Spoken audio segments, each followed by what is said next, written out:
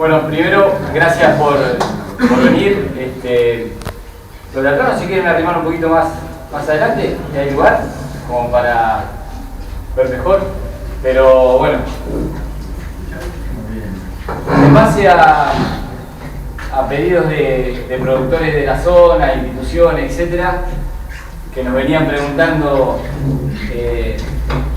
cuál era el escenario hidrológico que se iba a estar presentando en estos días, es que invitamos a Juan Burgos de INA, Instituto Nacional del Agua, para que nos cuente un poco la perspectiva respecto al río y al clima, ¿no? Bueno, lo dejo con Juan. Muchas gracias por la invitación. Agradezco mucho la posibilidad que me dan de hablarles porque es un año sin sentir atípico, porque en general yo salgo como bombero cuando se viene la garoma, cuando viene un niño grande o cuando pasa algo muy serio. Y en este caso la cosa no es ni chicha ni limonada, no es ni una cosa ni la otra. Estamos en un momento de tranquilidad absoluta y en un momento esperando que se venga la hecatombe. Entonces este es un momento en el que hay que afinar un poco la punta del lápiz y ser cuidadoso con lo que se dice. Hoy por hoy es más factible que escuchen versiones de una visión apocalíptica o sesgada o que indique para algún lado, y en realidad la cosa no es ni así ni tanto ni tan cara. Tengo dos presentaciones, una presentación hecha por el ingeniero Eduardo Flamenco, un compañero nuestro que es del INTA, del Instituto del Clima y Agua de Castelar. Es un viejo amigo nuestro con el que trabajo codo a codo desde hace muchos años. Él desde el año 95 en principio y informalmente desde el año 99, a mediados del año 99, hace una prospección de la cuenca del Plata concentrada en la ciudad de Corrientes, en la sección Corrientes Barranqueras, que son aproximadamente 2 millones de kilómetros cuadrados de cuenca hasta ahí. Hace una prospección semestral, una desde el 1 de abril en adelante y otro desde el 1 de septiembre en adelante, de octubre en adelante. Eso lo viene haciendo con la idea de hacer un pronóstico semestral del escurrimiento que se espera que pase por frente a la ciudad de Corrientes. Escurrimiento en términos de volumen, en términos de hectómetros cúbicos. A medida que fue pasando los años, se fue asentando la metodología de análisis y además se fue extendiendo hacia el periodo intrasemestral, tratando de llevar las cosas a cada mes y en función de eso, qué pasa abajo de Corrientes. Este es el informe que habitualmente hace. Esta primera gráfica que pone acá es la de Puerto Iguazú, que obviamente es cara para los sentimientos de todo el agricultor que vive abajo, porque Puerto Iguazú es una señal que generalmente marca de alguna manera lo que viene, aunque mi esfuerzo de muchos años ha sido en pos de que se entienda claramente que Puerto Iguazú explica una parte de cómo viene la historia y que de Puerto Iguazú para abajo hay mucho que ver, mucho que analizar, que no explica totalmente. Por ejemplo, Puerto Iguazú está en el encuentro del Paraná con el Iguazú. Pero me importa todo lo que pasa arriba y todo lo que pasa en el Iguazú. Hoy por hoy no está ahí el problema. Todas las grandes lluvias que hemos tenido y que han producido este nivel que es preocupante porque afecta la hacienda en isla en el delta, se dio de ahí para abajo, no se dio en Puerto Iguazú. Esto es Puerto Iguazú, la lectura de escala de Puerto Iguazú. Fíjense que ha tenido un repunte, está en 18 metros, se estabilizó en 18 metros, anda por ahí, pero fíjense que ni siquiera llega a los 20 metros que uno dice, bueno, cuando está por encima de los 20 metros sistemáticamente, puedo esperar, si está una semana, 2 semanas por encima de los 20 metros, puedo imaginarme que va a ser un volumen de agua que al delta le va a afectar. Sin embargo, no ha llegado ni siquiera a eso. Es muy importante decir que para Puerto Iguazú y cualquier escala del Paraná y de cualquier lado, tiene definido un nivel de alerta, un nivel de evacuación, que ambos tienen interés local. Es decir, ¿por qué es tan alto? ¿Por qué es tan alto? Porque el río Paraná está en una barranca, el río Iguazú también está en una barranca. Quiere decir que para que afecte localmente a Puerto Iguazú o a las áreas urbanas colindantes, tiene que ser realmente muy significativa la crecida. Para nosotros no me importa esto, el rojo ni el amarillo, sino que me importa si está por encima de 20 metros para arriba. Bueno, no ha ocurrido eso. Sin embargo, como el pronóstico o la proyección es semestral, es muy importante partir de este posicionamiento y mirar para adelante qué se puede esperar en el próximo semestre, es decir, abril, mayo, junio, ya hemos pasado 2 meses 2 meses, hasta el 30 de septiembre. El informe que hace es una evaluación de cómo ha venido la cuestión hasta ahora. Les releo y me concentro aquí. En este caso, el pronóstico de abril-septiembre de 2017, publicado en marzo, ahí tenemos que retrotraernos a marzo, a fines de marzo, en la web del Instituto de Clima y Agua, expresa textualmente: el pronóstico del volumen estacional, pasando por corrientes, es este. Fíjense, 326.000 hectómetros cúbicos. Como el número así en principio no nos dice nada, pero más abajo Eduardo explica que lo normal, los términos medios que uno debería esperar para este semestre es del orden de 250.000. Es decir, que estamos bastante por encima. Estamos en un escenario, como él bien define ahora, más abajo, define como un escenario decididamente húmedo. Es decir, caudales de corrientes para abajo, por encima de lo normal, es decir, un escenario húmedo. Como todo pronóstico, especialmente el de volumen, tiene una banda de confianza porque depende de unas cuantas variables. Una de ellas es el manejo que se puede hacer de los embalses de la alta cuenca del Paraná, que algún manejo pueden hacer en función de para dónde vayan las lluvias, en fin. Pero, digamos que estos 326.000 hectómetros cúbicos están en una banda que va de un máximo de 357.000 a un mínimo de 295.000. Fíjense que el mínimo aún ya supera lo que en términos medios uno debería esperar para este semestre pasando por corriente. O sea, estamos en un escenario, una prospección semestral claramente de la mitad para arriba, ¿no? Aún así, el mismo informe marca que lo que ha pasado durante los eventos más significativos, fíjense que en el año 83, en este semestre, pasaron 658.000 hectómetros cúbicos, ¿no? Y en nosotros, en el 98, 454, 447 en el 92. Es decir, esto viene bien para marcar que no estamos ni en los términos medios, ni en la locura que fueron esos años. Estamos ahí. ¿De qué depende si nos mandamos para un lado o para otro? De que el clima se bandee para un lado o para otro. ¿Cuál es nuestra prospección, nuestra capacidad de prospección? Es limitada, es claramente limitada. Este análisis que hace Eduardo semestral nos pone el límite de nuestra capacidad de visión, nuestro horizonte. Es imprescindible tenerlo, siempre lo tenemos, más allá de que uno no tome decisiones para 6 meses, pero es imprescindible tener una zanahoria que uno lo lleve para adelante en 6 meses y lo vaya corriendo así. Por eso es tan importante. Pero es importante marcar la diferencia entre lo que fue mucho y lo que es normal. Estamos ahí en el medio, digamos. Eduardo muestra acá, por ejemplo, en estos gráficos. ¿Qué cosa puede comentar? ¿También? Para hacer así. Estos 3 gráficos muestran los años 2013, 2014 y el presente con 2 gráficas. La gráfica que corresponde al nivel en corrientes y la gráfica que corresponde al nivel en Rosario. Como es de esperar, por supuesto, de Corrientes a Rosario hay un achatamiento, y si bien es lectura de escala, no es caudal, pero hay un achatamiento, no hay ninguna duda, y hay una suavización, pero en los dos casos, tanto en el 2013 como en el 2014, hemos tenido una propagación de una onda depresiva que afectó seriamente a toda la actividad de isla, de todo tipo, especialmente la de Hacienda, pero en general a todo el valle aluvial del Paraná hasta la desembocadura. Hay una diferencia importante que viene a cuento decir. En los dos casos, el problema fue en junio.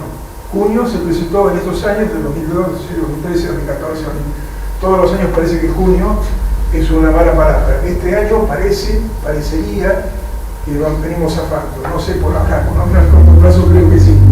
Pero fíjense la diferencia.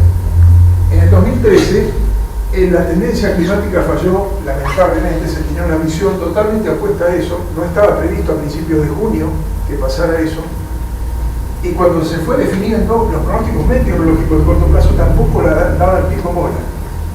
En algún momento daban por exceso, en algún momento daban por efecto, en algún momento dado decían que iba a llover acá, en algún momento de acá, y así, y así.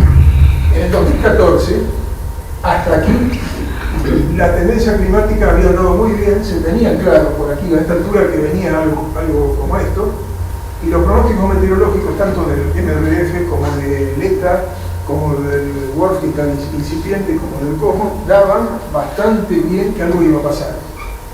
Cuando ya estaba pasando este pico, había un pronóstico meteorológico serio que fue el que redundó en este sobre pico, ¿no? Pero ese pronóstico decía que iba a llover fuerte sobre la cuenca del Iguazú completa y que iban a llover una cantidad que si realmente se hubiese dado, este pico hubiese superado claramente. Hubiésemos tenido una situación más angustiosa. En vez de darse aquí, se dio un poquito más para acá. Meteorológicamente, este cambio de la ubicación del núcleo no es significativo desde el punto de vista meteorológico.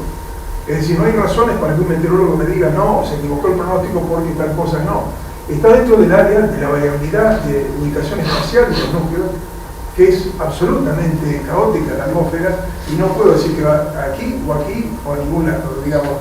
Pero que iba a llover fuerte, iba a llover fuerte. Y finalmente, por suerte, llovió un poco más al sur, afectó más a la cuenca del Uruguay, un poco a la cuenca misionero paraguaya del Paraná, pero no en el Iguazú. Entonces el pico fue menor, fue más dilatado y tuvimos un efecto menor. Viene a cuento para que tengamos en cuenta ese tipo de aspectos. Y este año, fíjense que las escalas son las mismas de los tres gráficos, y estamos en una condición bastante más abajo, bastante más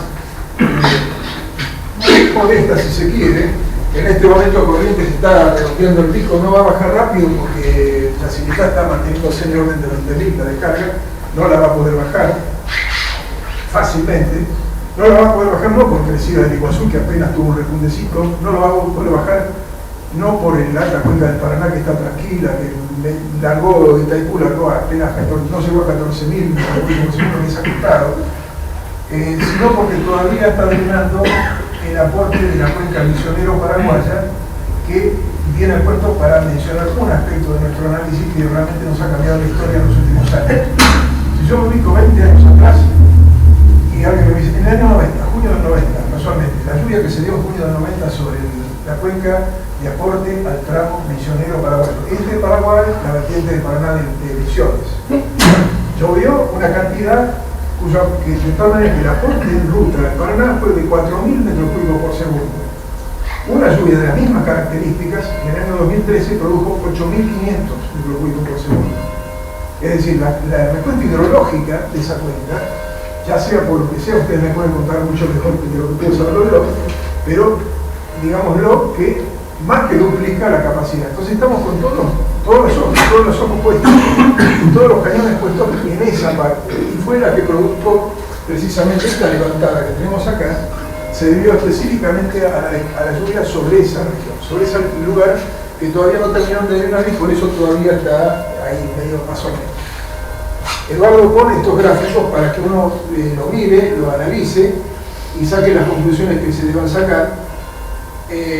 Hace una serie de consideraciones sobre lo que significa para la actividad de isla y, por ejemplo, menciona en estos años que hemos considerado acá, que son en este semestre, ¿no?, que estamos hablando, abril-septiembre del 2010, 2013, 2014 y 2015, el volumen que realmente pasó por el lugar, fíjense, son números significativos, todos por encima de lo medio, de lo normal, y la cantidad de días en que Corrientes estuvo por encima de los 6 metros, que es un nivel para toda la costa santafesina, por ejemplo.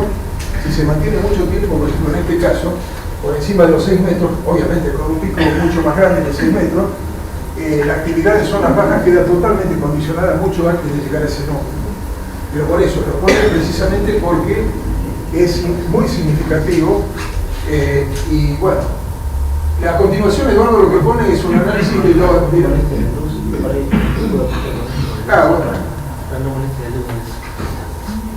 ¿Sí? Claro, para apuntar ahí. Bueno, hace un análisis de los pronósticos que da el Global Forecast System, el modelo es el MRF, el Medium Range Forecast de la NOAA de Estados Unidos, que es uno de los modelos regionales que analizamos permanentemente, y que yo les voy a hacer un paneo, no importa que los vean desde el fondo no, pero háganse una idea simplemente de los días el pronóstico que da del 5 al 12 de junio, o sea desde hoy hasta el lunes que viene. No importa si ven el detalle, pero lo suficiente es que vean, este es el perfil del continente sudamericano, ¿no? Fíjense que lo azul, donde está lo azul, es donde el modelo indica que está la actividad. Desde hoy a la tarde, hoy a las 3 de la tarde, y así cada 6 horas, muestra. Una cosa que quiero mostrarles es que según este modelo, en realidad según los otros modelos también, está claramente mostrando dónde está la actividad, que no es otra cosa de dónde se da la conjunción de pólvora y fosforito, digamos, ¿no? Si decimos pólvora, toda la región tiene humedad, toda nuestra región, especialmente la mitad este, incluso Córdoba, Santiago del Estero, prácticamente toda la provincia de Chaco y Formosa, y toda la cuenca del Uruguay, la cuenca del Iguazú, el estado de Paraná, el Mato Grosso del Sur, es toda una región que tiene ya desde muchos meses una recarga de humedad superficial enorme. Hay mucha humedad disponible.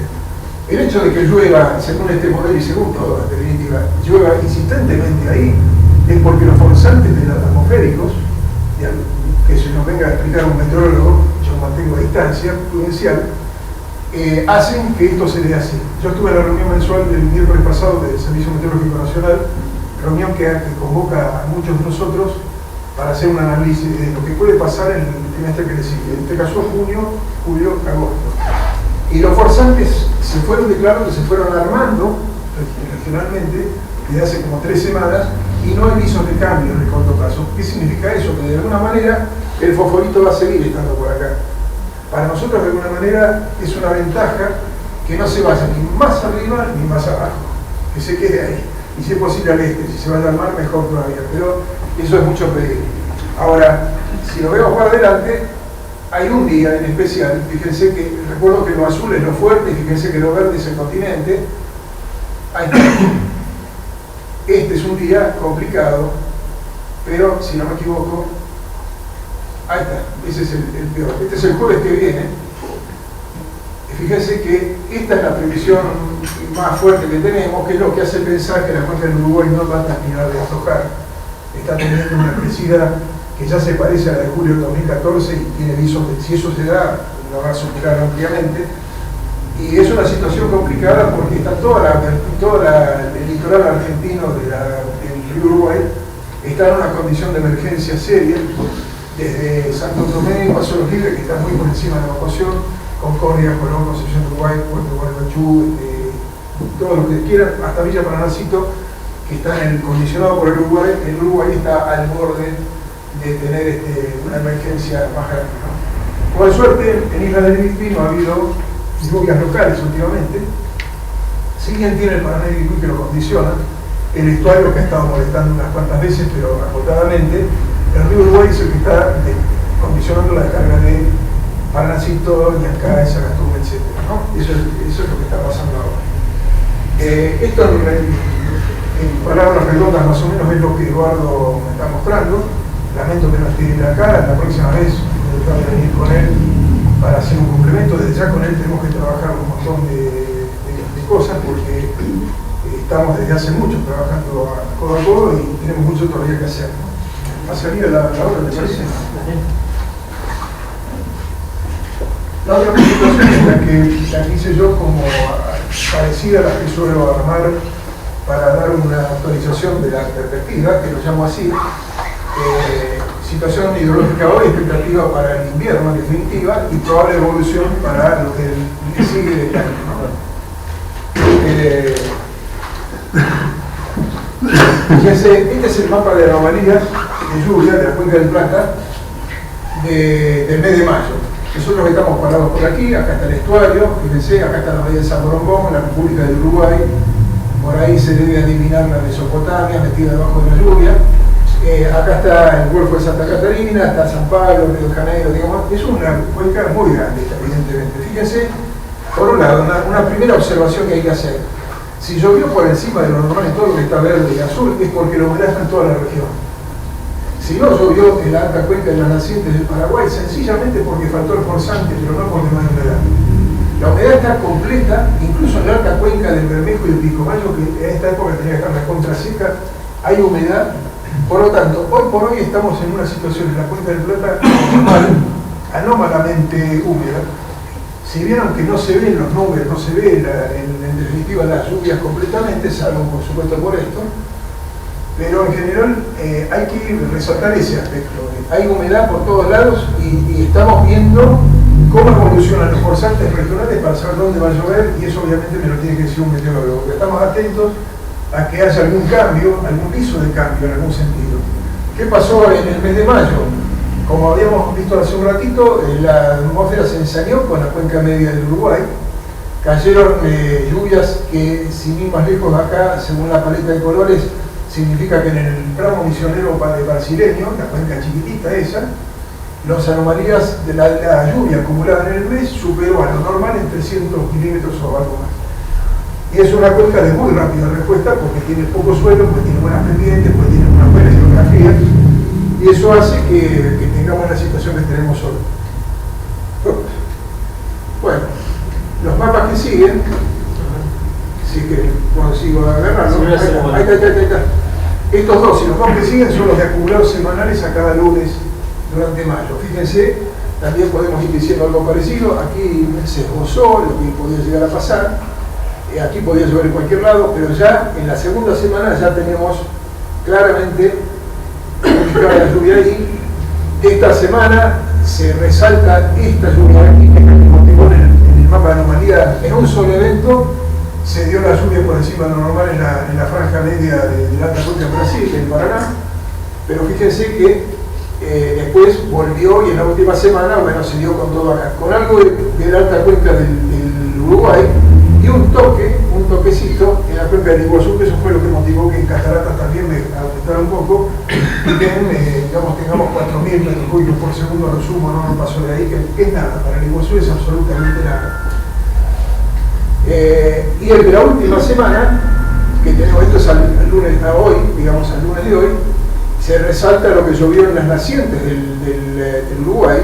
El Uruguay tiene unos embalses aquí que tienen una gran capacidad de amortiguación, y esa capacidad de amortiguación se comió 4.000 hectómetros cúbicos de la lluvia, de los excedentes de esta lluvia.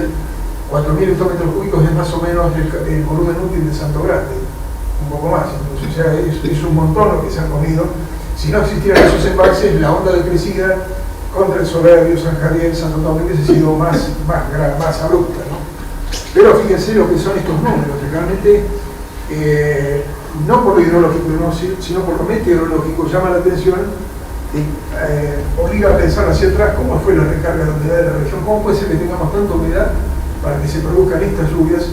Y bueno, es materia de análisis, yo me lo debo a mí, no lo tengo en claro, pero otra pregunta que uno se podría decir es ¿con qué anticipación se podría haber sabido esto? Piensen una cosa, Brasil tiene varios centros de clima, de monitoreo del clima. Todos esos centros de monitoreo del clima a principios de mayo daban en toda la región del Río Grande do Sul, Santa Catarina y en todo el Paraná lluvias normales.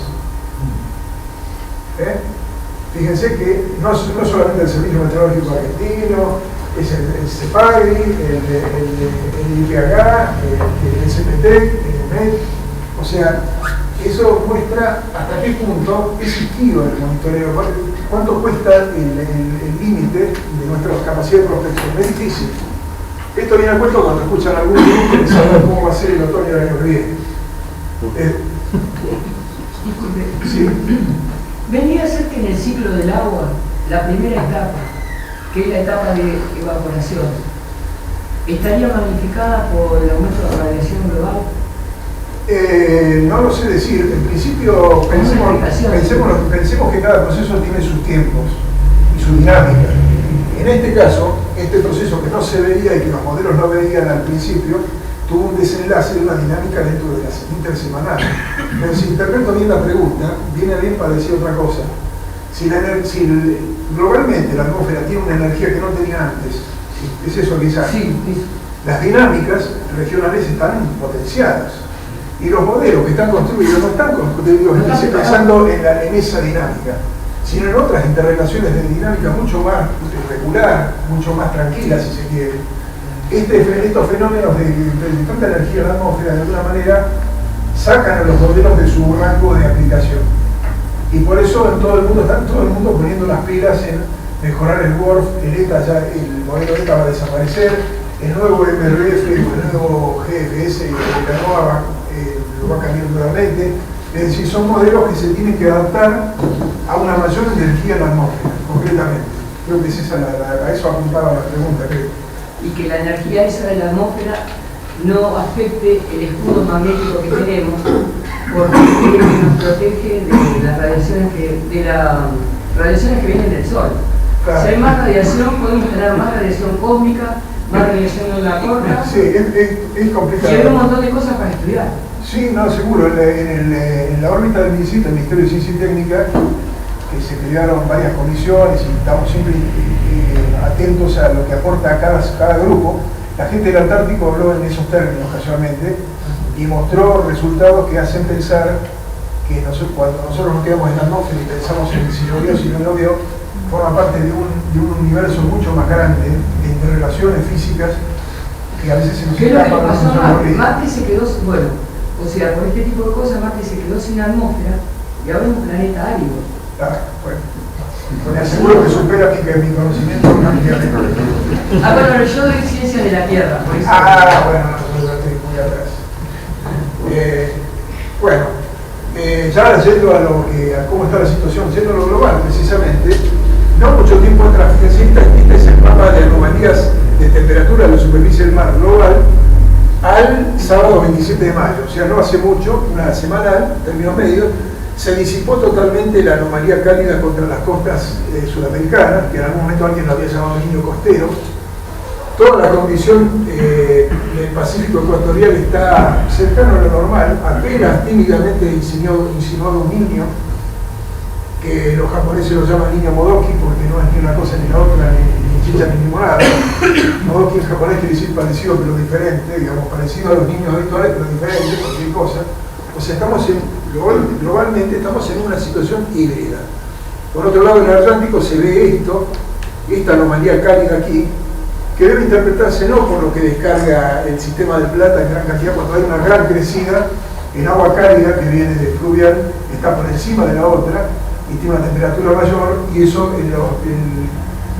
los modelos lo detectan y marcan una diferencia. En este caso simplemente es que la corriente del Brasil la está empujando la corriente de Malvinas, porque hay cualquier cosa.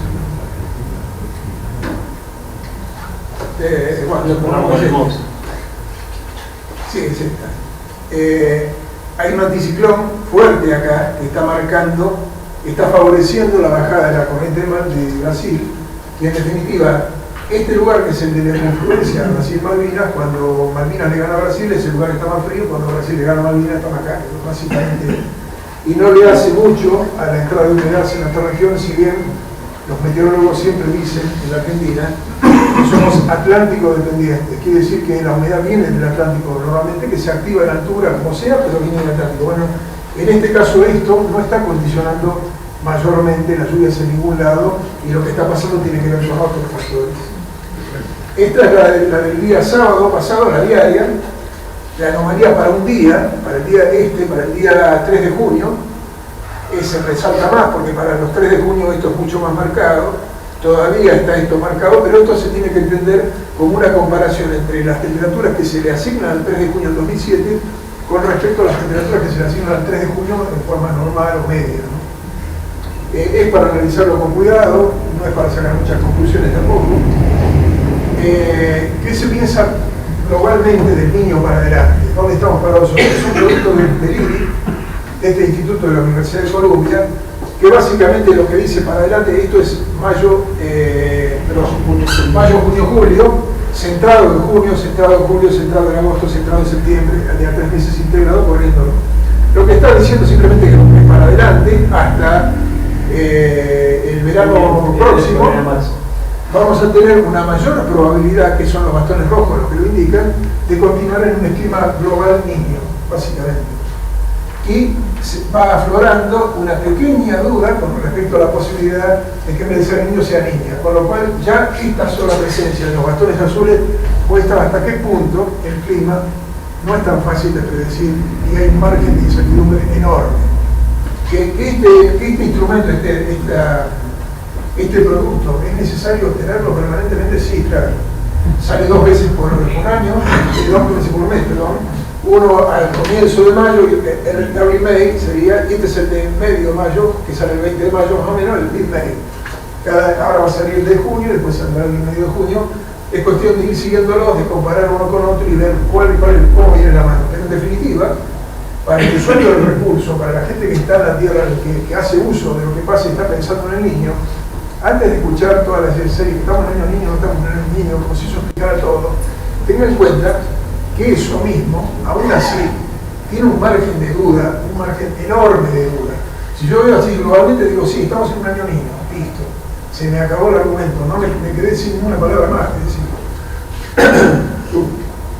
Bueno, de la reunión del otro día del Servicio Meteorológico surgió, en principio, este mapa de previsión para junio, julio, agosto, que lo complemento con este mapa de CPT, que, insisto, a principios de mayo, el anterior a este, tenía todo esto grisado, que decía lluvias por debajo de lo normal o anormal, normales más bien, el tramo medio, ¿no? Por aquí. Y ahora tuvieron que aceptar que la cosa era otra, entonces pusieron verdecito, que significa ligeramente por encima de lo normal, para junio, julio, agosto. Y nosotros tuvimos que correr el límite, que lo habíamos dejado el norte de Misiones en blanco, como dentro de lo normal, y lo tuvimos que correr, se discutió mucho sobre eso. Es muy difícil, cuando se hace un mapa de estos, hacerlo abstrayéndose de la gente, de qué piensa la gente cuando lo recibe. Fíjense que si yo le pongo acá, en el Salado Bonaerense, en la zona de la Picasa, Melincue, les digo, no, este trimestre va a llover claramente por encima de lo normal. Es una situación complicada, es muy jugado. La situación, esto surge de sopesar lo que pasa, lo que se evalúa, lo que dice uno, lo que dice otro y cómo se quiere comunicar. Cada vez es más complicado el pasaje de la conclusión técnica a la comunicación a la sociedad. Ese salto es un salto de la rocha, y el gran problema está que ni los ingenieros ni los meteorólogos estamos capacitados para la comunicación. Necesitamos de generar productos que nos hagan un puente entre nosotros y la gente, y esos productos todavía no están desarrollados, no están ni siquiera esbozados. De hecho, yo me comunico, así como estoy hoy delante de ustedes, y tantos meteorólogos que hacen lo mismo, y tantos no meteorólogos que hacen lo mismo, digamos, hacemos eso, pero sabiendo que nuestras limitaciones en la comunicación son complicadas. Este mapa se discutió 1.000.000 de veces. Cada vez que se hace una reunión mensual, se dice qué conviene poner, porque si pones esto, ¿qué va a pasar? ¿Qué no va a pasar? Después de haber analizado todos los modelos sabidos y por haber, de haber analizado los comentarios de todos nuestros colegas, finalmente termina siendo un producto que tiene un uso acotado. Pero que por lo menos lo que sí tiene de bueno, que el que lo mira y le sale alguna duda, la comunica y se le trata de responder. Fíjense que es una escala nacional. O sea, no tiene sentido venir acá y decir, entonces yo estoy acá en Rafaela, entonces no va ese análisis, no va, hay que analizarlo globalmente.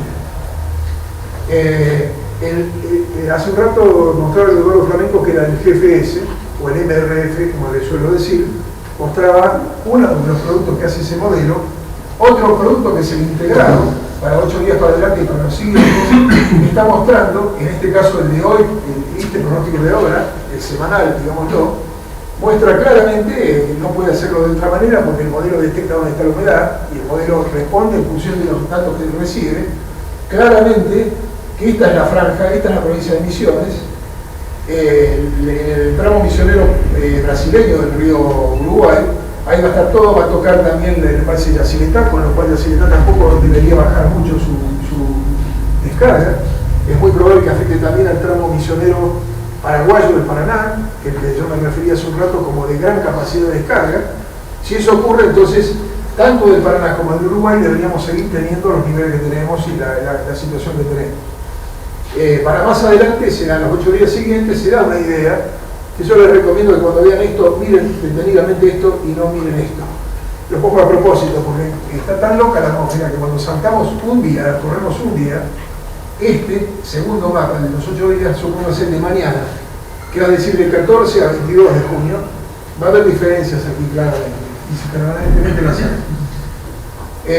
Puse este es el pronóstico para el viernes que viene, que es ya no del MRF sino del ETA, es el otro modelo que maneja el servicio, que marca desde hoy y para el viernes que viene esta actividad concentrada que tiene relación con lo que mostraba recién del ETA, pero específicamente el viernes, que fíjense que se da sobre la cuenca medio alta del Uruguay, afectando toda la zona que les mostraba recién.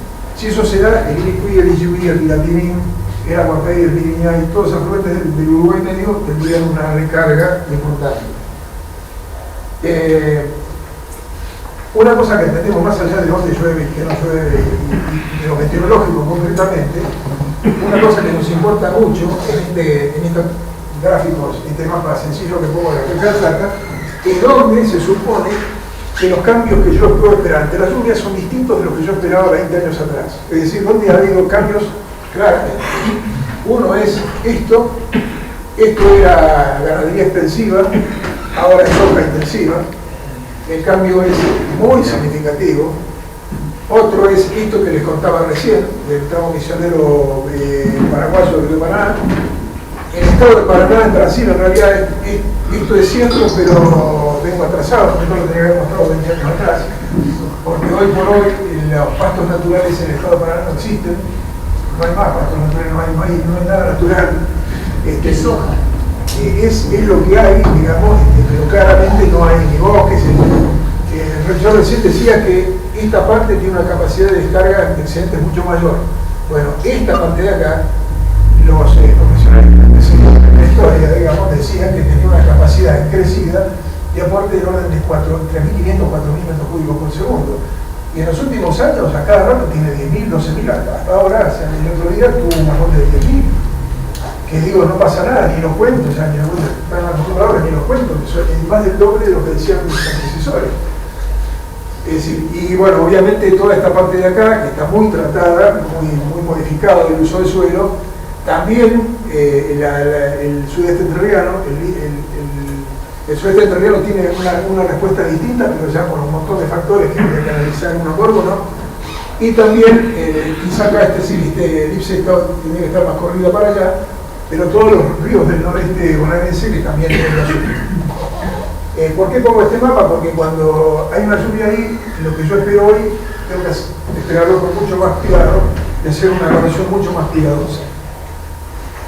Bueno, ya que estamos, ya voy a mezclar un poco una cosa con la otra, pero bueno, estamos hablando de pronósticos, estamos hablando de ríos, estamos hablando de evolución esperable en los grandes ríos, la cuenca de Plata es grande.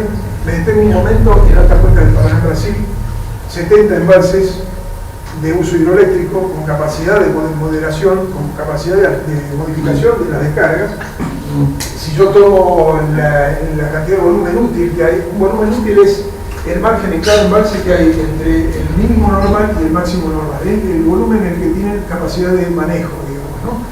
Si yo sumo todos los volúmenes de todos los embalses que están ahí, alcanza del orden de 150.000 casi hectómetros cúbicos.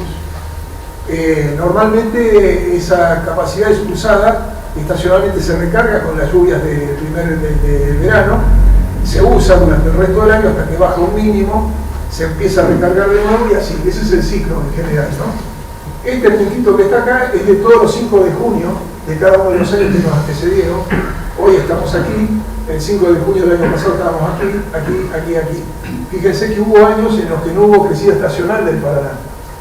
Por eso no hubo recarga, por eso todo se fue abajo. Recordarán la famosa sequía que hubo en el estado de San Pablo, no hace mucho, que fue terrorífica. Bueno, está relacionada con esta carencia de lluvias sobre la región y falta de recarga de los embalses.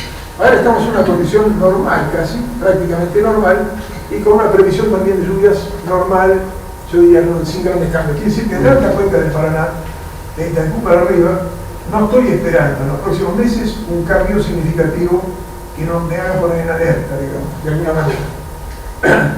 Hoy por hoy, este es el mapa de control permanente, acá está Cataratas, esta es la provincia de Misiones, no sé si se alcanza a ver, ahí está Yacyretá, acá está el límite del río Uruguay viene por acá. Bueno, este es el famoso cuadrilátero de referencia, el polígono de referencia crítico que tenemos permanentemente y que me sirve para hacer una descripción rápida. Simplemente, Itaipú está alargando, como digo, 13.500, va a alargar menos dentro de poco. Iguazú 2.500 oscilantes metros cúbicos por segundo, no es nada del otro mundo. El tramo misionero paraguayo está mandando 3.700 sostenido. Si se dan las lluvias de jueves y viernes, ese número seguramente va a aumentar un poco. Yacyretá está teniendo los 20.000 metros cúbicos por segundo, que es aproximadamente 40% más de lo que debería ser para esta época del año. El río Paraguay está en su crecida estacional, es un aumento estacional dentro del río normal, no cambia nada. Y el gran tema es el río Uruguay. El aporte de la alta cuenca del Uruguay en Brasil estaba hoy en 16.150 metros cúbicos por segundo estimado, y se supone, ahora le da disminución, pero se supone que va a volver a aumentar. Y el entrante a Salto Grande está muy cerca de su pico, en 23.000 metros cúbicos por segundo, que es un número realmente muy significativo. Vamos a ver si lo veo acá, bueno, lo voy a mostrar. Esta gráfica muestra en un año hidrológico común, un año cronológico, no hidrológico, desde el 1 de enero hasta el 21 de diciembre, lo normal es que los máximos mensuales sigan esta poligonal, los mínimos mensuales esta, y los medios por ahí. Fíjense que es un río que tiene escasa oscilación, casi no tiene estacionalidad, casi no hay un mes del año en el que haya una diferencia sensible, y los rojos no de este año, con estos picos que hemos tenido, todos debidos al aporte del tramo misionero paraguayo, claramente, y ahora estamos ahí en el orden de los máximos normales para esta época del año. Se supone que después tiene que bajar, y si yo me jugara a decirle qué espero yo, una cosa por el estilo, y que siga por acá y se quede vivoreando en estos 3 meses, junio, julio, agosto, que se quede por ahí, no un gran cambio. El Uruguay es otra historia. En el Uruguay le pone superpuesto además la crecida el año del 2014, que tuvo 2 crecidas muy significativas. Una es la de julio, otra es la de octubre. La diferencia es que en estos casos hubo una componente de lluvias directas sobre el valle de Salto Grande muy importante, y en este caso por suerte no se dan más al norte. Pero estamos aquí, y si las lluvias del jueves o viernes se llegan a dar como espero, va a superar este pico y quizás se acerque a este, lo cual es mucho decir, especialmente para la gente de Concordia, Colón y Concepción del Uruguay. En principio sí, Zaragoza. Voy a hacer un paneo tomando un año hidrológico del 1 de septiembre de un año hasta el 31 de agosto del segundo año, del año que le sigue, en varias escalas que son significativas. Puerto Iguazú la pongo en primer lugar. Fíjense lo negro, lo de hoy, lo de este año. Fíjense dónde estamos. Fíjense lo que eran las grandes crecidas. La diferencia es muy grande, muy significativa, como para estar pensando si Puerto Iguazú subió 1 centímetro o bajo 1 centímetro. Estamos en otra situación. En el caso del Paraguay, tenemos también, en realidad tengo que decir que esta subida estacional es más de lo que esperábamos.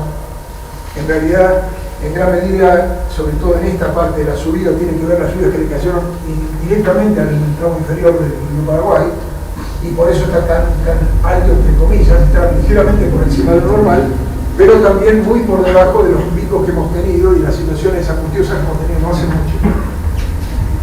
En el caso de Corrientes, que es lo que Eduardo mostraba, estamos aquí, ahora bajó, seguramente se va a sostener acá en estos niveles. Son números, digamos, medianamente importantes. El nivel de alerta de Corrientes hoy por hoy está por acá, 650, quiere decir que lo que hace la zona urbana estamos lejos. De cualquier manera, estos números de acá, estos niveles, si se sostienen para todo el uso de la isla y todas las zonas bajas, es muy condicionante igual. En el caso de Goya lo mismo, muy parecido. Ya se está notando con esta levantada que la margen derecha sobre Santa Fe está siendo recargada. Cuando tiene este achatamiento, cuando no sube tanto, digamos, está claro que ya por el San Javier y para la zona de Santa Fe, gran parte del agua está yendo para ahí. Santa Fe está en una condición agarrada con alfileres, digamos. Esto, si bien para el área urbana, para ninguna área urbana que afecta o está ahí para algunas zonas bajas quizás, pero es indicativo de que 2 gotas más le empieza a afectar mucho más que las zonas más bajas, ¿no? En el caso de Rosario, algo parecido. Rosario tiene acá, entre Santa Fe y Rosario, la diferencia es que teóricamente parte va por el gran brazo Diamante Victoria, que no está activado todavía como uno hubiese esperado que se activara. Todavía el Paraná inferior es el que está marcando el rumbo, todo ha venido para acá. Estamos teniendo, por eso tenemos los niveles que tenemos ahora. En el caso de San Pedro, estamos en un nivel que es por encima de lo normal, del orden de 30 centímetros posiblemente normal, 40, en ese orden, y la perspectiva da como que no va a aflojar. no puede aflojar hasta que no se disipe claramente la situación meteorológica que estamos hablando hasta ahora, que significa a su vez la recarga del Estado misionero paraguayo y el embalse del cisternismo, no va a bajar significativamente. Y cuando recién podríamos llegar a tener un descenso más marcado, cuando además de eso, la crecida estacional del Paraguay empiece a tener la curva descendente, porque eso va a pasar de julio en adelante. O sea que todavía falta, es mucho tiempo que falta por delante, de tal manera que no podemos esperar una mejora sensible de acá para abajo. Y aprovecho para decir, ni una mejora sensible ni tampoco un salto para acá.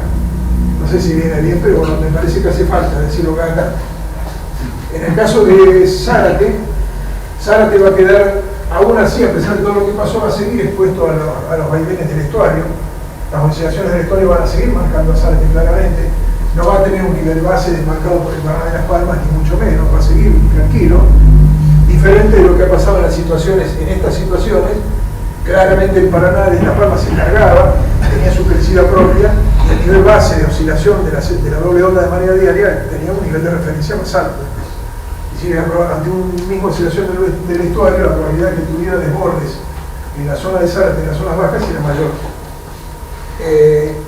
Luego, bueno, Villa Paranacito está ahora marcada fuertemente por el río Uruguay, la oscilación típica de Villa Paranacito, que aquí no la suavicé, a diferencia de lo de Zárate que sí la suavicé.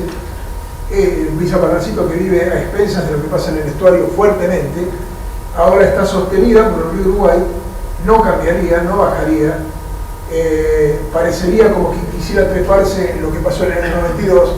La diferencia entre la línea negra, que es actual, y la línea roja del año 92 es abismal. En el año 92 teníamos una condición de niño fuerte, totalmente declarado, lluvias totalmente definidas, ondas de crecida del Alto Paraná, del Iguazú y del Alto Paraguay muy grandes, y que llevaron a tener esta definición de la onda, que pasó rápido pero hizo mucho daño. No estamos en esa situación. Y bueno, Gualeguaychú, lo muestro también a título ilustrativo, simplemente el río Uruguay. No estoy poniendo acá la máxima crecida del año 78, que fue por crecida propia de Gualeguay y Gualeyán, de Gualeguaychú y Gualeyán. Todas estas son crecidas por el río Uruguay, y en algún caso como este, por ejemplo, sumada con el estuario, con lo que pasó en el estuario, se dieron las dos.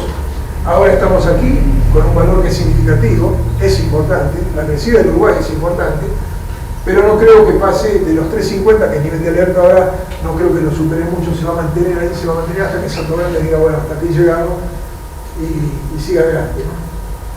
Y el caudal de Paso de los Libres también lo pongo como una referencia del valor medio, y viene bien porque vuelvo a comparar con el año 91-92, parece como que quisiera acoplarse y llegar al año 92. La diferencia con el año 92 también en este caso es muy significativa, aunque este aumente un poquitito. La bajada va a ser bien franca, y el efecto que tuvo esta crecida roja en el Uruguay en el 92 fue mayor del que que va a tener ahora esta crecida. Acostumbro, esto ya lo voy a hacer más rápido, acostumbro a hacer en términos cualitativos y también cuantitativos en alguna medida, la previsión de corto, mediano y largo plazo. ¿Cómo considero el corto plazo en función del horizonte meteorológico? Los pronósticos meteorológicos de alguna manera a 7 días para adelante me dan esa posibilidad. Entonces yo me pongo el horizonte corto al 12 de junio, al lunes que viene. En ese sentido, ¿qué digo? Caudal del Paraná entrante al territorio argentino, o sea, agua abajo del Itaipú, acotado, alto, relativamente alto, pero acotado. El río Iguazú sin perspectiva de crecida. El río Paraguay, ascenso estacional normal, sin grandes sustos. Alta cuenca del río Uruguay, no los cursos de crecida significativos, tanto la desde acá. Cuenca media del río Uruguay con persistentes lluvias, algunas intensas. Tramo inferior del Uruguay muy por encima de la evacuación, estable. Y el caudal entrante al delta, o sea, podríamos decir que llegando a San Pedro también, sostenido en valores levemente mayores que lo normal, no mucho más. Esa es la condición en la semana, ¿no? Rosario ascendiendo hacia 460, que es lo que está definiendo ahora como pico. San Pedro oscilando próximo a los 280, no espero mucho más que eso. Y Vicuña oscilando próximo al 1,80 m, según la versión nueva, antes de que tocaran la escala en 2008, sino a los memoriosos de Vicuña, esto hizo 80 centímetros, es como decir oscilando próximo a 260, según la escala vieja, ¿no? Zárate totalmente dependiente del estuario, sin enterarse de lo que pasa más arriba. Villa Parnasito sostenido cerca del nivel de alerta por lo del río Uruguay, y la provincia de Buenos Aires sin lluvias y sin cambio. O sea, sin lluvias bueno, sin cambio malo. Tendría que haber una evaporación mucho mayor para poder decir de salir. ¿Cuál es el horizonte mediano? Marca la tendencia climática definida en el mes pasado. Ese horizonte es el 21 de agosto. Junio, julio, agosto. Significa una probabilidad de lluvias importantes en el norte del litoral. Sigo pensando que es muy vago el concepto del norte del litoral, porque afecta no solamente al Uruguay, sino también a todo el Alto Paraná, de Itaipú para abajo, digamos, eventualmente algo del río Uruguay, del río Iguazú. Caudal del Paraná superior acotado y lejos de valores de riesgo, hasta ahí llego. El río Iguazú con probables repuntes de corto plazo, quizá como el que tuvo ahora, o quizá un poquito más, pero ahí. Un río Paraguay delineando la crecida estacional normal, eventualmente aportes significativos desde Misiones hacia el Paraná y hacia el Uruguay. Lluvia sobre lo normal, algo sobre lo normal en la franja media del litoral, y en definitiva eso redundando en Rosario una tendencia prevaleciente descendente al final, San Pedro oscilando en el orden de 2 a 2,40, Ibicuí nivel base 1,50 m, muy dependiente del estuario, Zárate nivel base 1,20 m, muy dependiente del estuario también obviamente, Parnasito eventuales superaciones fugaces de los 2,30, no algo sistemático, y la provincia de Buenos Aires sí, probables eventos sobre cuencas del norte y el río Salado, es decir, la perspectiva para adelante en la provincia de Buenos Aires no es buena. Tenemos el trimestre invernal, baja epinofanía, baja pérdida por evaporación, olvidémonos de la infiltración porque no existe, o sea que el agua, todo lo que llueva va a estar y va a ser para empeorar. Si las lluvias previstas son normales para encima de lo normal, realmente el panorama es malo. Y bueno, finalmente el largo plazo, que es muy poco lo que se puede decir, y generalmente trato de que sean 2 líneas nada más, el 31 de diciembre del año que viene, ¿qué se puede decir para el resto del año? Lo que decir, septiembre, octubre, noviembre, diciembre, 4 meses que van más allá de lo que la tendencia climática remarca como posible. Una definición de un escenario húmedo en toda la región, de alguna manera, de alguna manera marcado por lo que estábamos diciendo con Eduardo, flamenco de los 326.000 hectómetros cúbicos del arte pasante por corriente.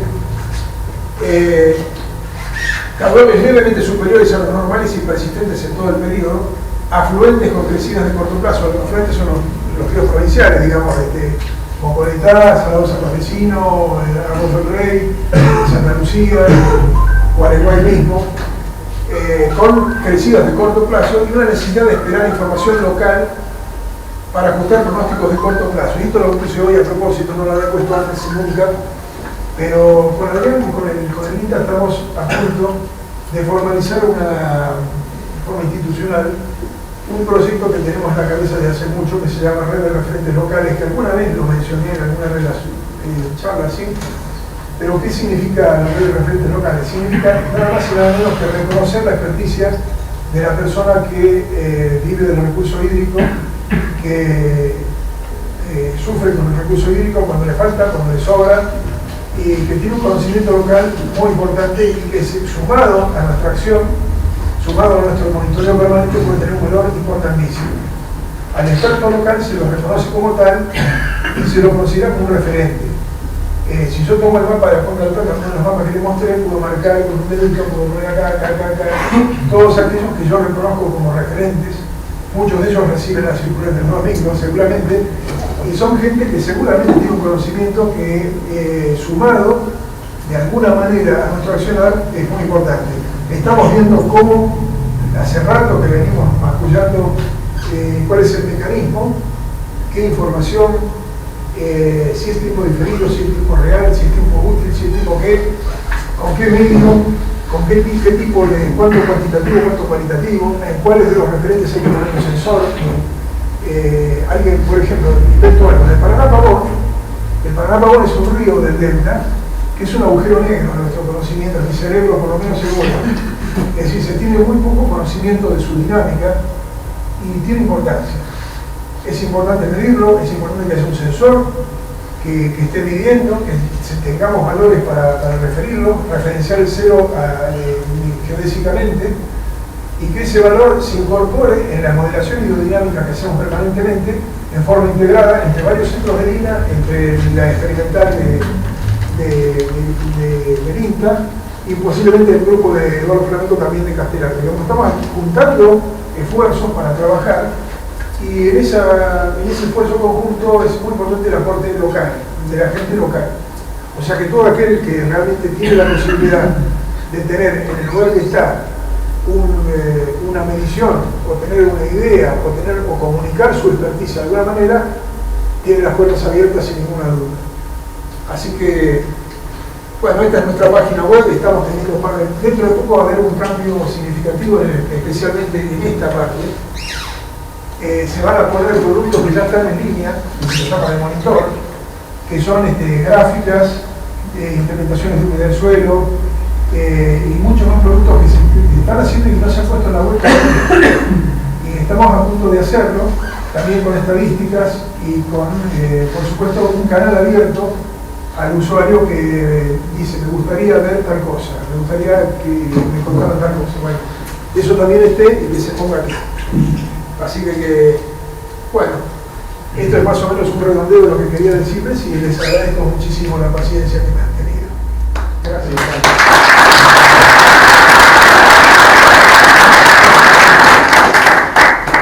Ingeniero, yo quería preguntar, ¿cómo se ve así en los ecosistemas que son planos? ¿Va a haber un crecimiento de los humedales? ¿Sabe lo que ocurre? Los humedales están claramente definidos. Hay una política nacional que sigue detrás de los humedales, sigue valorándolos y sigue fomentándolos. El tema es que esta dinámica que estamos viendo natural, si se quiere natural, no tan natural, antropizada de alguna manera, nos pone en jaque permanentemente y los tiempos corren muy rápido.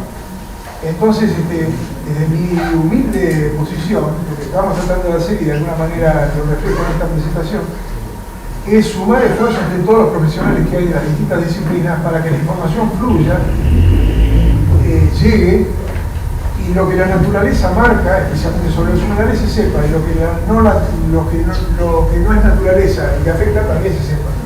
Pero si no tenemos medición y esa medición no fluye ágilmente, difícilmente podamos defender lo que no conocemos, digamos.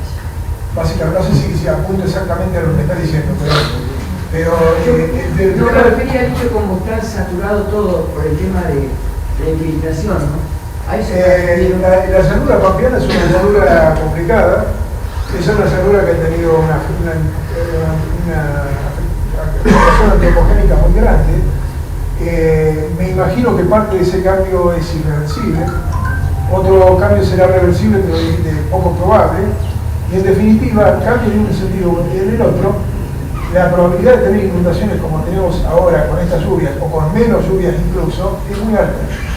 Entonces, sin llegar a considerar un humedal, porque en definitiva la zona pampeana no es un humedal, pero terminamos convirtiéndolo en un humedal fácilmente.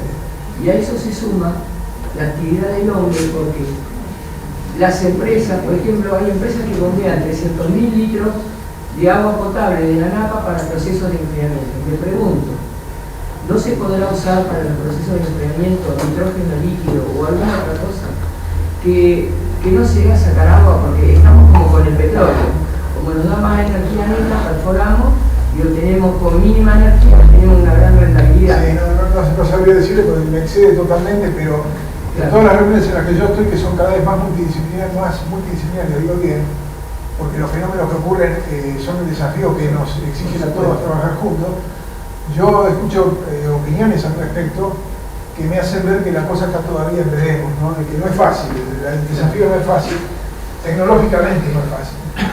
Pero bueno, está diciendo porque mi ignorancia es muy grande. Cada uno mira en el corto plazo. En el corto plazo, estamos mirando en el corto plazo, nos interesa ahora, por ejemplo, parece que es mala palabra roturar la tierra, cuando antes los sistemas consistían en una rotación con roturación o lo que sea, o sea, nos volvemos fanáticos de algo que funcionó en su primera etapa, pero después que hay que ir cambiándolo. Fíjese que no es un tema menor que me dice, porque para entender Porque no cuál se es, trata de un pastizal. pero para entender la respuesta hidrológica de una cuenca, la de Luján, póngase, estamos en plena discusión por eso. Yo tengo que tener muy en claro cuál es el efecto del cambio de rotulación o no rotulación o como sea, el laboreo del campo que era antes, como era antes, como es ahora, el cambio de uso del suelo. Yo lo tengo que tener muy claro, porque si no puedo sacar conclusiones sobre cómo cambió la respuesta hidrológica muy erradas.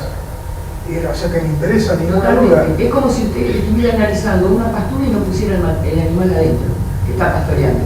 Son cosas que me exceden, pero sin embargo tengo las orejas muy abiertas a entender a los que no les exceden, al contrario, que son expertos. Yo veo que están todavía en la discusión sobre ese tipo de aspectos y sobre todo hasta qué punto alcanza en la modificación de la respuesta hidrológica de las cuencas, que es lo que a mí sí me importa. Así que estamos ahí. Ingeniero, una pregunta. Usted, por lo que dijo, Rosario va a tirar a 460 hasta el 31 de agosto. No, el primero, el que mostré antes fue el de corto plazo. El 460 es lo que está ahora. En esta semana, a ver si la pego. Ahí está. Fíjense. Ascendiendo hacia 460. Hacia 460 es lo que estoy esperando que pase ahora cuando termine de llegar. Así que va a llegar a 460. Va a estar vigoreando por debajo de 460 Rosario, ¿no? Rosario. Esa es la situación hoy, que no es muy cambiante. Quizá venga bien el comentario, porque si pasara ahora lo que pasó en la última semana de marzo del 2007, cosa que no es la previsión que tengo ahora, claramente, no es eso, pero si pasara, yo no podría decir ni siquiera eso. En marzo del 2007, cuando la crecida de la alta cuenca del Paraná estaba entrando en el delta, ya había terminado de entrar, llovió el famoso evento, aquel que recordamos todos, 225 milímetros acumulados en 3 días en un área más grande que la provincia de Buenos Aires. Una cosa impresionante, yo nunca vi algo semejante. Y tuvimos acá en San Pedro una sobrealtura de más de 40 centímetros, creo que fue de 50 centímetros solamente por esa lluvia. Obviamente no estamos en esa condición, y como no lo estamos, y como la previsión de corto plazo no indica lluvias aquí, estoy suponiendo que solamente la propagación del caudal que está entrando en el delta, y que eso hace que Rosario tenga esa vigoreo que va a tener ahora. ¿Y duración? ¿Cuánto tiempo de los 460? Debería ser, diría que por lo menos hasta el 20 de junio tendríamos que estar por encima de los 430 seguro.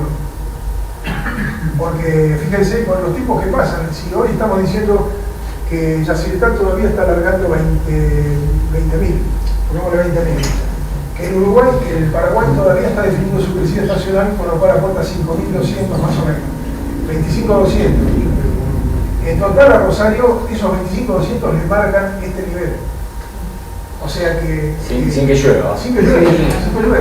Con lo cual, una mejora muy sensible no puedo esperar. Y viene bien, les cuento de nuevo lo del sistema, el nivel de alerta, el nivel de evacuación. El nivel de alerta en Rosario es 5 metros. ¿A quién le importa el nivel de alerta 5 metros en Rosario? Solamente a la área urbana muy cercana. Y sí, lógicamente con 5 metros hay que evacuar gente, que se yo, en Rosario. Lo que pasa es que con 460 nosotros para abajo nos saca todo de la Sí, Son 3 claro. metros 20 Ramallo. Pero sí, claro, no lo puse ahí lamentablemente Ramallo. 330. Claro, yo Ramallo lo considero 280 el Ramallo como una lectura de escala de referencia, que si lo supera fugazmente no pasa nada, pero que si está una semana o 2 semanas encima de 280 sonamos. Y es lo que está pasando ahora. Y lamentablemente eso no tiene visos de cambio significativo en el corto o mediano plazo. Usted lo que la proyección que hace ahí es estimativo con respecto a la lluvia, los vientos no se tuvieron en cuenta. No, Vamos que no. tengamos una subestada de una semana, eso No, porque yo le diría, sigo todavía con mi concepto de mucho tiempo, es decir, que cuando el caudal entrante en el delta supera cierto umbral, las oscilaciones en el estuario tienen un acotado efecto hacia arriba y hasta aquí llega. No puedo ignorar que hubo algunas situaciones en el pasado relativamente cercano en que la cosa no fue así, con lo cual vale la pregunta porque hay que seguirlo de cerca. En principio me las traigo de los vientos regionales. Esas situaciones en las que se me quemaron los papeles no fue en el estuario, no fue el Río de la Plata, fue vientos locales. fueron vientos de aspiración local, muy fuertes del noroeste, una noroestada, al contrario, provocando más bien una llamada en el río de la Plata, y sin embargo, por el frente de agua de Rosario y San Pedro, la elevación, por eso se notó el viento, ya pasó más de una vez eso. ¿Por qué el Paraná Medio no aflojó nunca? Hace 6 meses, 7 meses que no afloja. Si no hubo lluvia en los bajos meridionales, en el Salado. No, el afloja? Paraná Medio en la condición actual, Paraná Medio, cuando decimos Paraná Medio entre Corrientes y Santa Fe, digamos, Sí. Ha tenido, a lo largo, habrán visto la anomalía de lluvias de mayo, por ejemplo, sí tuvo lluvias que recargaron un poco no mucho, en San Agustín, en Barrancas, el Guayquiraró, el Arroyo del Rey, Los Amores, es decir, algo hubo de recarga mínima. Eso se produjo también al mismo tiempo que tuvimos lluvias sobre el área de confluencia de Paraná-Paraguay. No sé si habrán visto, bueno, yo tenía que haber puesto más mapas, quise ser más breve, pero hubo algunos eventos en abril sobre el área de confluencia muy significativos, que hasta incluso pusieron en jaque a la ciudad de Formosa y a Pilar, en el Paraguay, solamente por las lluvias locales ahí. Esos son aportes que son significativos, que se van sumando y hacen que el Paraná se vaya tomando el valle, digamos de alguna manera. Por eso es que está con una tendencia que lo habrán visto, gradualmente creciente. No es una locura, no es una propagación de una onda decreciva de la alta cuenca, ni mucho menos, pero es una situación, como digo, hoy por hoy estamos en el orden del metro, por encima de lo normal en muchas de las circunstancias, y tiene que ver con eso. Un metro es molesto para muchas cosas, pero no es de los niveles que uno dice de riesgo. Cuando uno dice de riesgo, en realidad se está refiriendo a la área urbana. Santa Fe 570, es decir, la área urbana, aunque está en 530, 540, se quedaría ahí oscilando. Obviamente la gente de Defensa Civil de Santa Fe, de la provincia, está así, porque si llega a pasar algo y en algún lugar tiene que salir como bombero, y eso es lo que posiblemente ocurra, pero digamos que son niveles que son de riesgo para algunas cosas y no para otras. Obviamente el interés fundamental desde hace muchos años está, especialmente después de lo que pasó en el 2007, en la hacienda de islas. El usuario número uno nuestro toda la vida fue Protección Civil Nacional. Bueno, desde ese evento en 2007 hizo crack, un enroque, y se quedó el ganadero de isla en primer lugar, porque es el que requiere la antelación mayor y además requiere niveles urbanos más bajos. Los niveles críticos del ganadero de isla son más bajos que los niveles críticos de cualquier otra actividad. Otra cosa, ¿dónde está el embudo que no se va el agua? Porque acá hay un embudo que no se va, no sé si fue Rosario con el cordón que hizo de la ruta. No. Porque hace 8 años que el agua no se va. No, es que hace 8 años que llueve más que lo que... Hace 8 años que tenemos aportes en toda la cuenca muy importantes y tenemos de alguna manera, si uno, vuelvo al tema de comparar la lluvia con el hidrológico, si yo veo la lluvia solamente y veo las anomalías de lluvia solamente, tengo una parte de la historia. Cuando empiezo a ver el otro mapa ese simple que puse donde hubo cambio de suelo, empiezo a explicarme la segunda parte de la historia. Hay reacciones de los ríos hasta el arrecife, yo diría, hasta el arrecife del medio. Tiene crecidas carañadas este mismo año, una crecida que no tenía habitualmente. Y si yo lo fijo por la lluvia, Carañá lo empujaba un montón.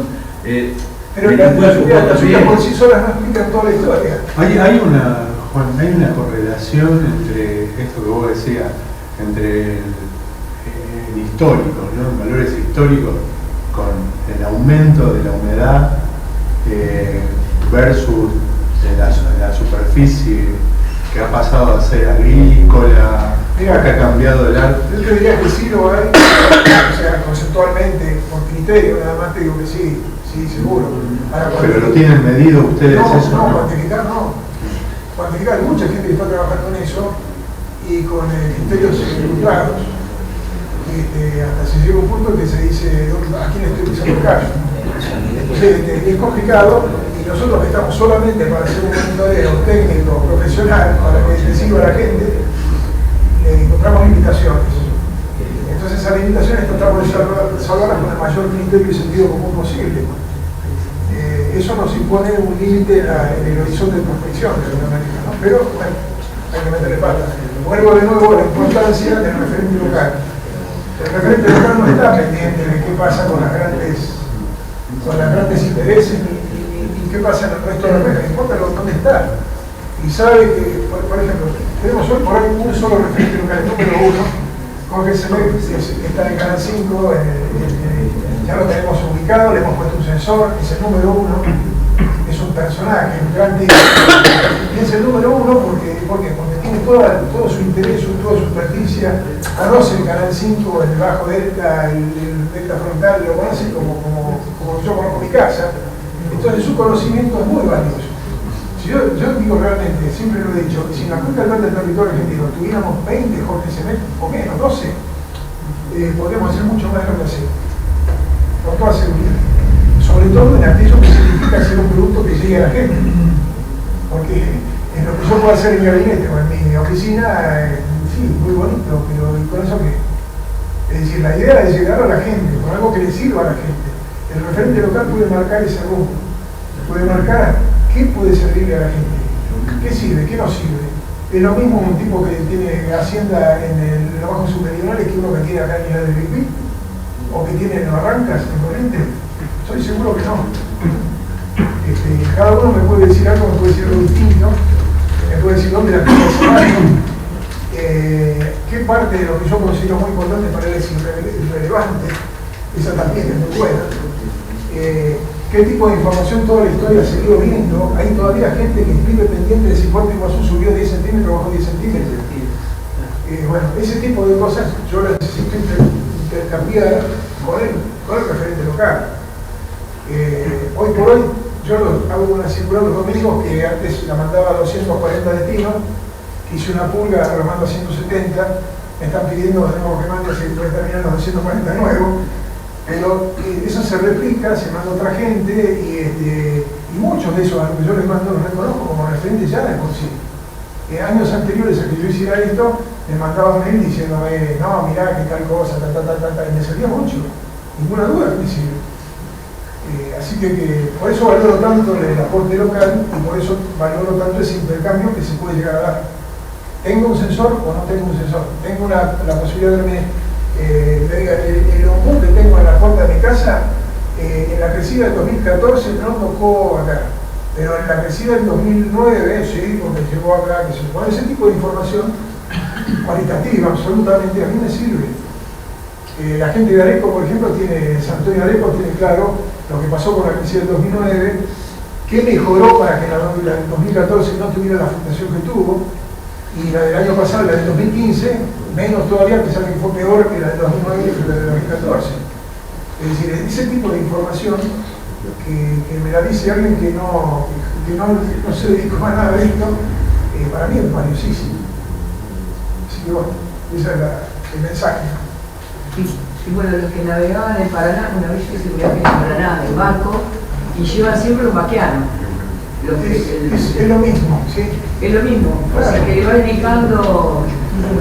El tipo que maneja el río, si no, depende totalmente. Bueno, ahora institucionalmente está obligado a hacerlo, pero por algo está obligado a hacerlo. Es imprescindible tener un vaqueano local que sabe leer el río y con la textura del agua se da cuenta de qué está pasando. Juan, los 280 de San Pedro, al 12 de junio, eso es esperable que junio esté en esos niveles. Sí, no mucho. Yo digo porque productivamente hablando, a partir de los 250, la ganadería está complicada, estamos en época de parición, o sea, arranca la parición, como para llevar el mensaje de... El panorama de ese espejo va a estar ahí, junio... Digamos que no necesitas 4 metros en San Pedro para tener ese problema, ya lo tenés ahora y lamentablemente no salimos de ahí en el corto mediano plazo. Juan, respecto al Gualeguay, que salía en Puerto Ruiz con la altura actual, que está tocando ahí los metros. ¿Cómo la influencia contra...? No, en estos niveles del Gualeguay yo te diría que no, de 360, 380... Pero en Uruguay, en Ibicuí, ¿cómo en Uruguay... Sí, bueno, primero lo del Gualeguay que está en Puerto Rico, pero en el caso de Uruguay, ¿qué influencia puede tener sobre personas? La crecida del Uruguay. No, esta condición es la influencia. La del Gualeguay del 2014 sí afectó abajo acá. Ahora que como fue la mucho más importante que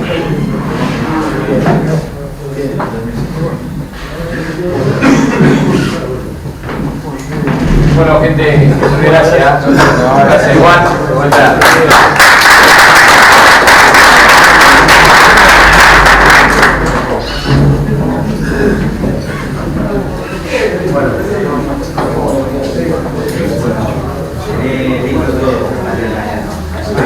Listo todo.